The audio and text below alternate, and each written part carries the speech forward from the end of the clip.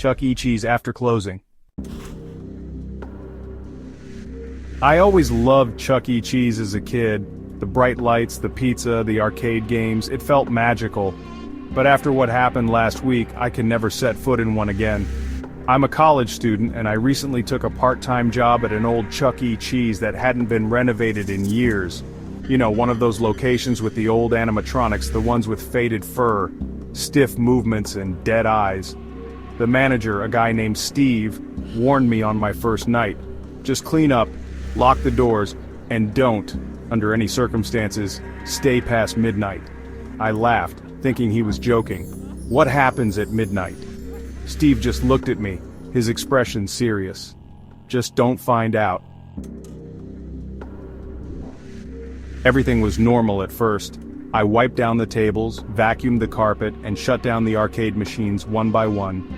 The animatronics, Chuck E., Jasper, Helen, Mr. Munch, and Pasquale, sat motionless on their stage, their painted smiles frozen in place. At 11:45 p.m., I grabbed my keys and headed for the door. But just as I reached it, a sound stopped me cold. Laughter, high-pitched, childlike giggling coming from inside the play area. I turned back, my heart pounding. "Hello, we're closed!" Silence. I figured it was just my imagination, so I hurried out and locked the doors behind me. The next night, things got weirder. Around 11:30 p.m., I heard a faint whirring noise. I turned toward the stage. One of the animatronics had moved. Chuck E. was no longer in the center of the stage. He was standing at the edge, his head tilted slightly. I told myself it was just a glitch, an old machine shifting out of place. But then the lights flickered and I swore I saw his eyes move.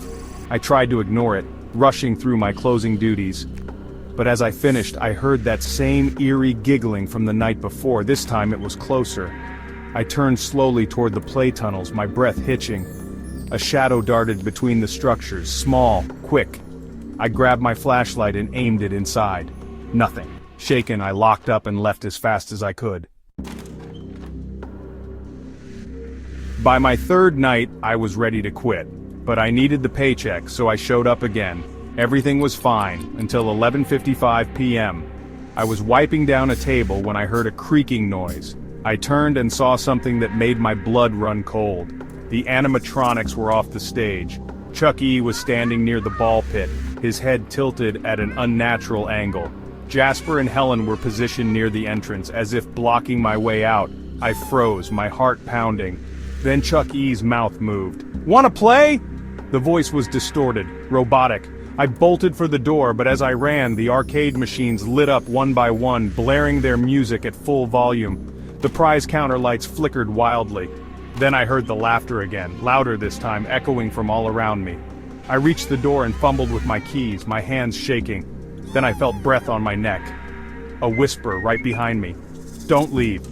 I turned, and for a split second, I saw something standing in the dim glow of the arcade.